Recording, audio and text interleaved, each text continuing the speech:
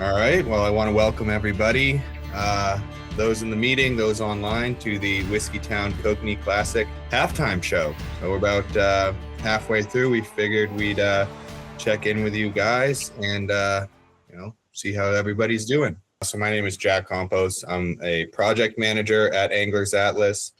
So basically, I'm the behind-the-scenes operations for these e-creel events. We have Whiskeytown, Crowley, Bonneville Bass, the Deschutes River, and Salmon River. So I kind of handle everything on the back end when it comes to, talking to anglers, announcing winners, actually setting up the events, talking with sponsors, local partners. That's everything that kind of falls in my wheelhouse. A little about me. I'm originally from New Hampshire. That's back when I was doing on the bass fishing tournament trail. So I did bass tournaments for probably 5 or 6 years before moving to Canada and doing schooling. So I'm graduated now, living here, and currently just fishing for fun. So I'll pass it over to Sean to give his intro. Yeah, thanks, Jack, and welcome everyone. Yeah, my name's Sean Simmons. I'm founder and president of the Anglers Atlas and MyCatch. My background's a limnologist. For those who don't know that word, it's studied lakes. That's how I got into this whole thing and realized there were all these really cool maps and data that was available. So I started sharing them out to anglers. We started publishing fishing magazines back in, it's like almost 30 years now. And we also had a website and realized that anglers also love sharing information back. So that was the idea, where if we could find a way to have fun events where anglers participate, that data then can be used by fisheries management and fisheries researchers. So it's called citizen science, and that's really where we focus a lot of our attention. I always like to remind anglers, secret spots stay secret. That's very important to protect. But the data is generalized to water body level and anonymized, and then it's shared with our partners so they can use it for fisheries management and research. So that's in a nutshell what we do. I'm Dan Diaz. I'm from the Bay Area originally and moved up the Redding area 10 years ago and started fishing Whiskeytown and Lake Shasta and the Sac River for salmon.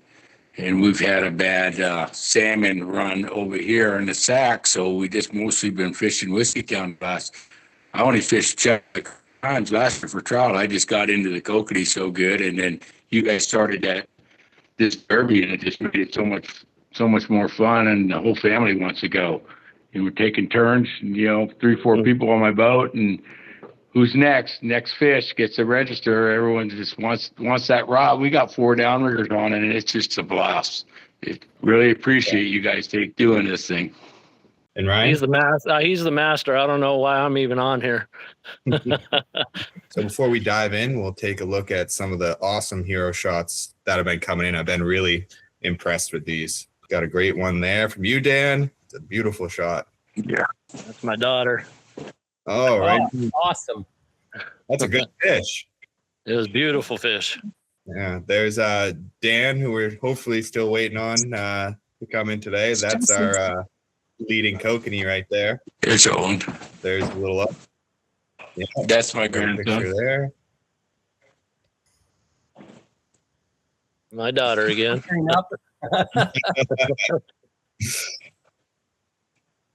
Yeah. Are you all right? Yep, that's my baby. That's Doug King right there. I know him. Mm-hmm. All right. Well, yeah, those shots are all awesome. Now going into the event recap. So we're a little over halfway. We're 25 days in, 18 days left to fish. Reminder that we wrap up at 6 p.m. on July 20th. So, still plenty of time to get out on the water. We have over $3,000 in prizes left to be awarded, with the next set of prizes being awarded next Monday. And this includes $1,900 in grand prizes and $750 in referral prizes. So, plenty of time. Remember to refer your friends, and you can end up going home with a lot more cash. So now we're going to take a quick peek at the current leaderboards. They are shockingly close. So this is gearing up to be a real barn burner. So this is our shortest Kokanee leaderboard. 5th place, we have Marty Diaz, 9.9 inches. Daniel Diaz in 4th, 9 inches. Tina King tied for 4th, 9 inches. Dan Nichols, 8.9 inches. And Ryan Boss at 8.7 inches.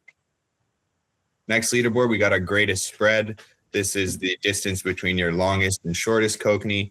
5th place, we have Kylie at 8 inches. 4th place, we have Marty, 8.4 inches. 3rd place, Ryan, 9.3 inches.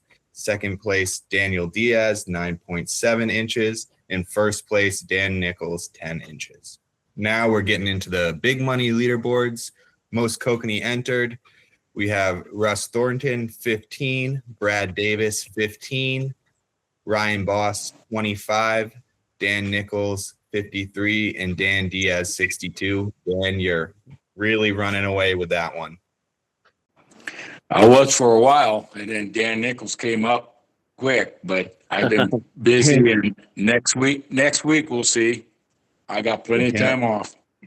All right, there you go. All right, now we'll go into our longest Kokanee leaderboard. This is the big money leaderboard. 5th place, Ryan, this 18-incher. 4th place, Marty, 18.3. 3rd place, Debbie Pastega, 18.4 inches. 2nd place, Dan Diaz, 18.7 inches. And 1st place, Dan Nichols, 18.9. I mean, look at that grouping, less than an inch between the top 5. It's really anybody's game right now. That's awesome. Yeah, I think that big one's going to come in. The biggest is going to be the last week of the Derby. There'll be a 20-incher, 20 and a half with that. Yeah, last year outside of the tournament, we caught a 21. Just outside of it? Yeah, about 2 weeks. That's too bad.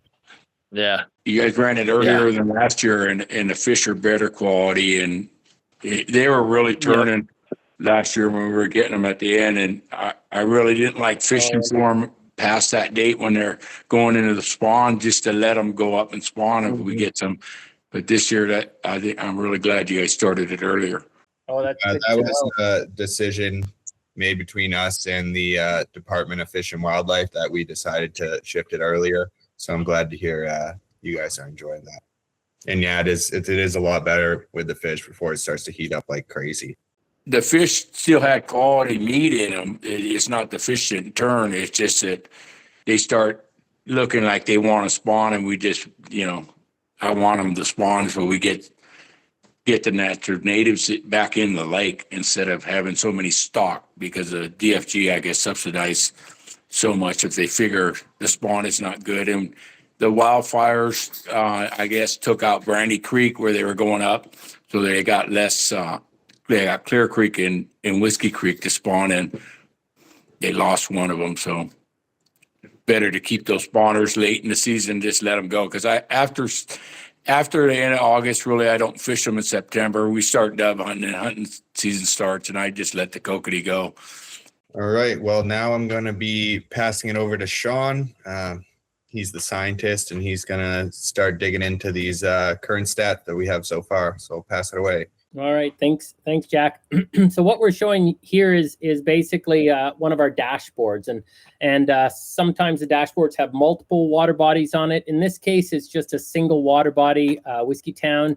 On the left side, you'll see data, and this is like a creel survey. So it's a virtual creel where you report your trips. So you see we've got a total of 28 anglers reporting their catches.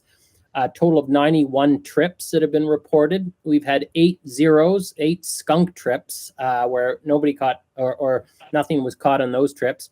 Total of 307 fish have come through, 411 hours fished, and a catch rate of about 0.75. And so that really is sort of some baseline information that a lot of fisheries biologists, managers will use to assess the state of the fishery from the angler catch rate perspective. Now this is called a histogram, and what it does is shows you the length distribution of the fish. So you can see the smallest fish, there's really tiny ones, 6 to 7 inches. Then there's a gap, and then they start basically, it almost looks like a perfect bell shape here, 8 to 9, 9 to 10. The peak is about 13 to 14 inches with an average of 13.4 inches. And right now the maximum length is 18.9, according to this, although I think that changed though, didn't it? No, that's current. That's Dan Nichols currently leading with his Dan 18 Nichols. points. Okay, that's his big one there. Okay, Yeah. so as we're talking earlier, hopefully we get to that past that 20-incher for this year's competition. Yeah. But this tells you a lot about the nature of the population in the Kokanee in the lake. When people are reporting all their catches, you get to see how it's distributed. Sometimes you'll see two big bumps, like if they have a big stocking episode. And certainly we see this in the walleye events out in the Midwest. You'll see a big bump early on, which is the stocked fish, and then you'll see what the rest of the population looks like. So this helps support that understanding about what's going on in the fishery. And these are called rose charts, or there's some other names for them, but essentially it's a 24-hour clock. So you can see when people are out fishing, when people are catching, and the last slide is catch rate, but it's a little bit wonky because sample size is skewed there. But you can see basically people will start at about 6, 7 is when it starts to take off, 8, 9, 10 is the dominant time frame, then 11, 12, and then basically there's almost nothing in the afternoon. And I think Dan, that's what you were saying is it's morning fishery and then you get off afterwards, right? Yeah. I did do one afternoon that I hit them though. And when I fished it a few years ago, after 3 o'clock, you couldn't get a buck. But I just had the afternoon off and I tried it last week and I don't know, I got lucky. I guess I come across them. The whole thing, you got to cover a lot of water sometimes. They're more scattered in the morning. They're more aggressive in schools, and you could just go back and forth over them. By 10:30, 11, they get really scattered. They're there, but you just got to cover the water to get your bites. That's great info. Yeah, I think that's a great segue into going into our angler spotlight. I'll just highlight one more thing because the nature of this event is tied to a larger research project that I just want to highlight a little bit. What we're doing here is we're testing what's called a capture recapture method. So essentially, traditional creel surveys. You guys have probably all been creeled with people at the shoreline before asking you how many things you catch. When the biologists run a creel survey, they start with interviewing the angler, and then they get a total estimate from counting the number of boats on the lake or doing a flyover, and they combine those two to estimate total harvest. We're testing out a new method that was pioneered in Oregon by Brian Riggers and Michelle Jones, where it's called capture recapture. So it basically, when you're reporting on the app, that's called your initial capture. When you see a creel clerk in the afternoon, or if you see a creel clerk, they'll ask you, did you report this on the app, yes or no?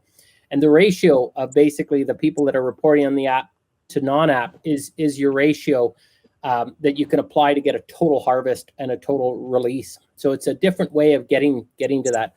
And it can, in theory, this is what we're testing, it can significantly reduce the costs associated with creel survey. So there could be a big benefit in terms of being able to get the answers that creel surveys provide without having nearly the extent of the cost. So that's one of the things we're testing is, A, can we get good enough estimates of total harvest, total discards, total release, and B, are we able to then look at some sort of cost reduction approach strategy to allow this to be tested in other places. So that's essentially what the research portion of this event is about.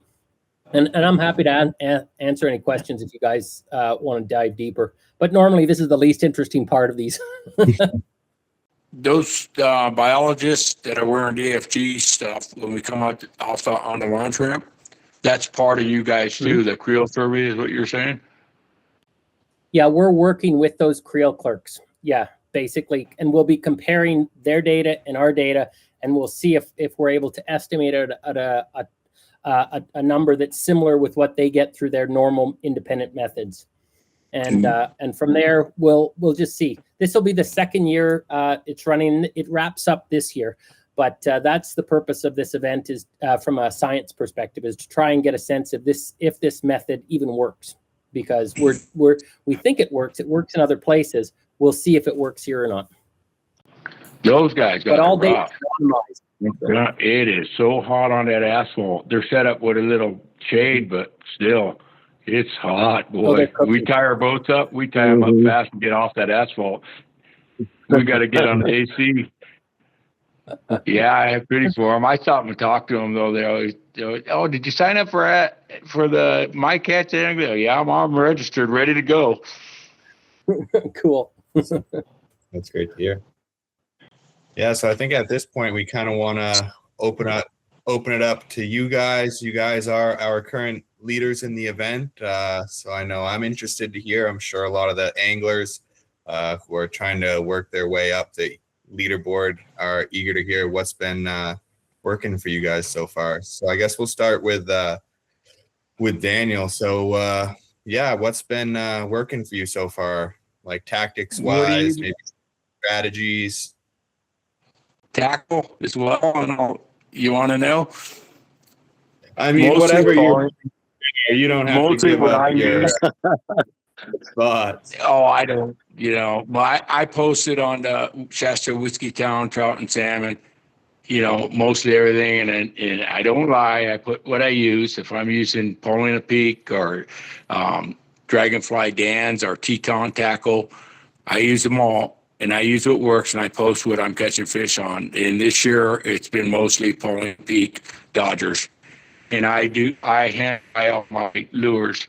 I tie and I hoochie, or I buy bulk hoochies and just add beads to it, little beads in between. And Paulina Peak has really took off with it this year. It started the beginning of the year was all gold and orange for me. And it switched now. They're laid off the gold for me. Certain stuff works for certain people, but now it's all turned to pink. And I caught a few yesterday on chartreuse, and last year it was chartreuse for me. And they gold, so I'm thinking they're back to the Dodgers, but it's still pink Dodgers and pink lures. I tie a vetter fly, a tube fly. I got off the YouTube and use that and Wonder Bread. Wonder Bread Dodgers are real good. But, there's all kinds. There are so many tackle suppliers now. There used to only be a few. Now there's 20, 30 different on your corn, your white shoe peg. And as far as color, you can make them any you want, but some guys don't. But I prefer mine pinkish red, and you have some chartreuse, and been fishing 50 to 55 feet. It's pretty for the last 4 weeks, I think. They're right at that wet water. I don't know what the temperature. I have a fish hawk, but once I find them at the beginning of the year, I just follow them back. Usually every 2 weeks, it's another 5 feet. So what about you, Ryan?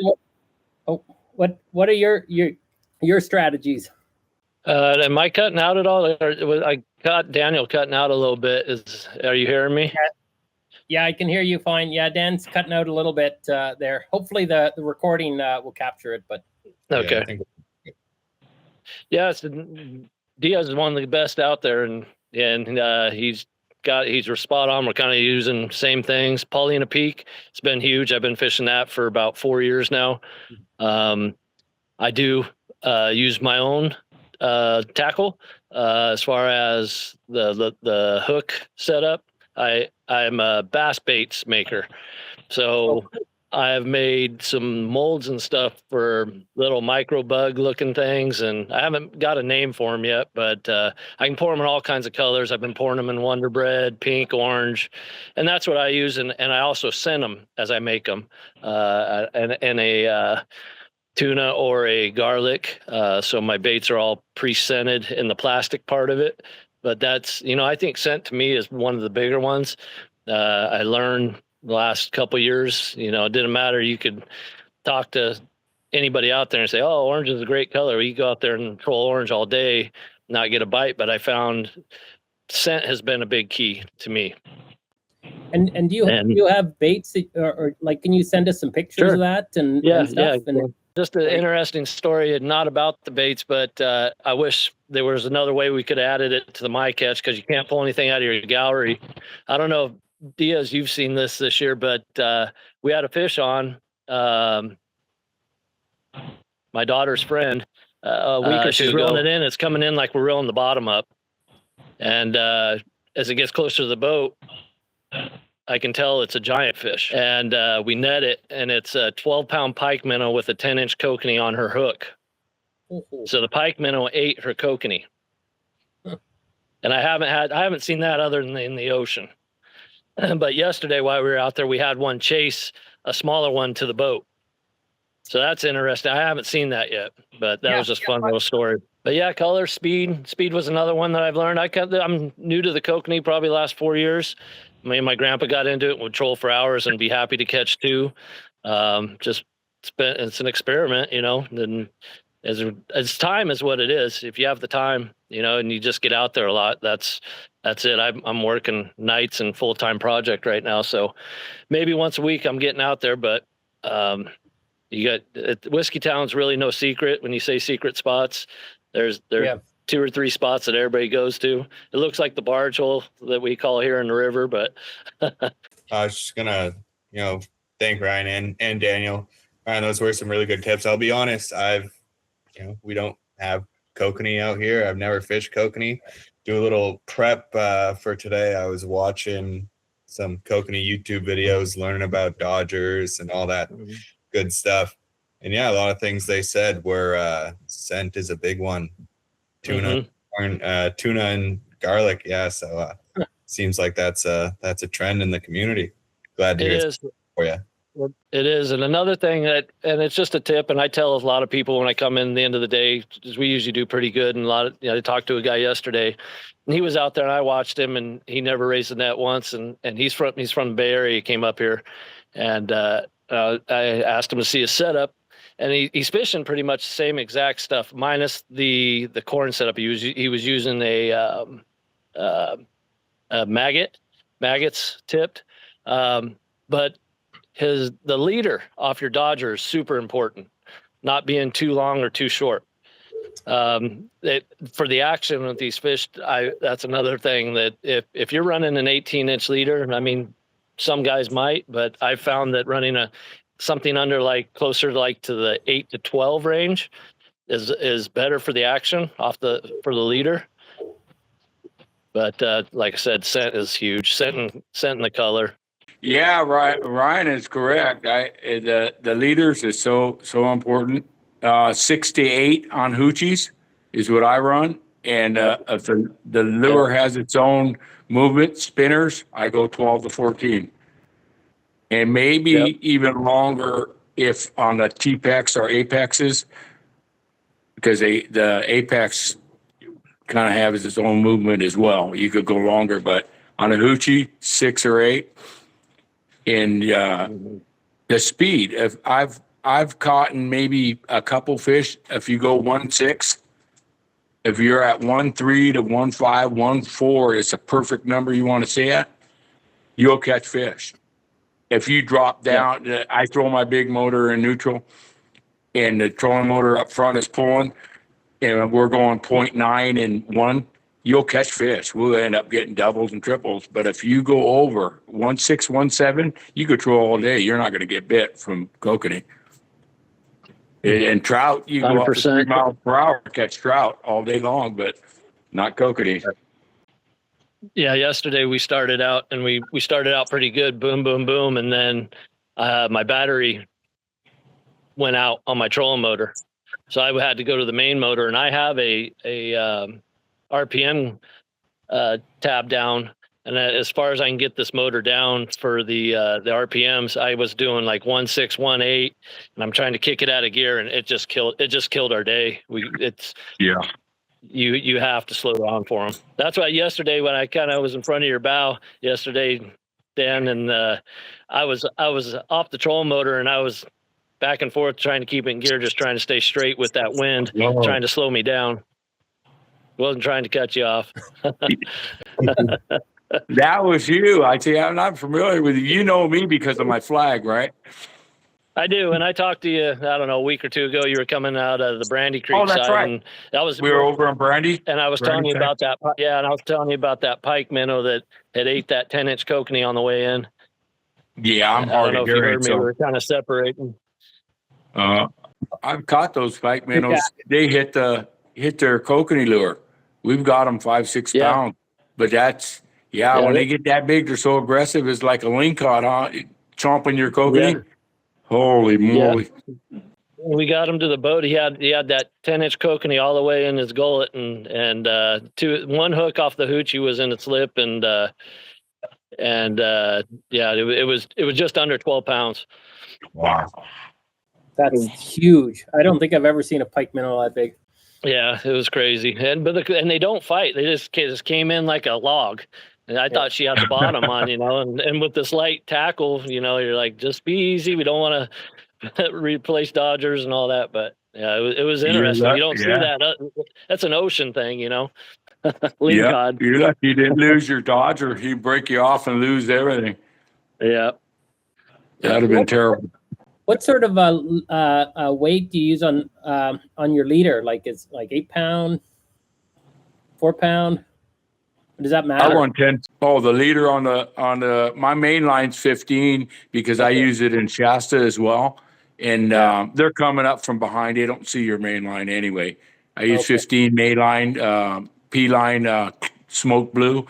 In leaders, I go 12 or 15 because the teeth of the kokanee, when they get older, they're sharp. And I check my leader every time before I bait my hook because they'll nick your hooks and you'll break them off. You check them for strength every time because especially as they get older, later in the season, their teeth are like little razors. Interesting. Yeah, and on those leaders, like Dan's saying, I use 10 to 12 on mine, but on my own baits when I'm testing them in the pool, when you use light leader, you don't get as much action at the end of that lure off that Dodger. If you're a little stiffer line, it seems to give that bait a lot more action also.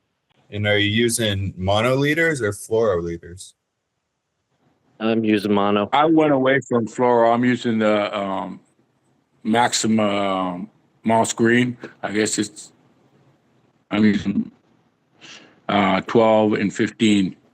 Like he says, the mono in a stiffer, bigger pound test, when that Dodger kicks back and forth, it throws your hoochie back and forth better than a lighter leader. Yep. Do you find the stretch of mono helps out in keeping those fish pinned, or is it just a personal preference kind of thing? I think we're running ultralight rods, medium lights, and ultralight rods, so it's something you have to have. But I know some guys run braid, and then they'll tie on like 50 feet of mono on the braid, but I don't see the point because that's a lot of mono anyway. You might as well run straight mono.